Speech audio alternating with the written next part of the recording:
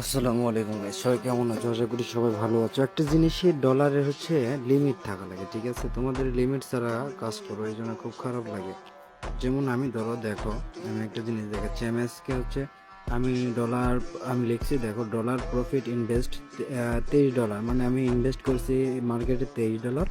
তারিখ হচ্ছে 6 তারিখ, আজকের তারিখ 6/8/2026 নাকি? ডে প্রফিট 6/8/26 নাকি? আমি $12 আজকে লাভ করছি, 12 আর $23, তাহলে টোটাল আমার কত হচ্ছে? $35।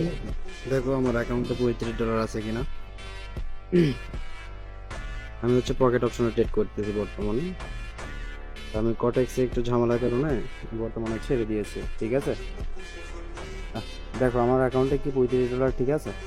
$35 4 সেন্ট, ঠিক আছে? তোমাদের কিন্তু লাইভ দেখাচ্ছে, ঠিক আছে? কোনো ত্রুটি না।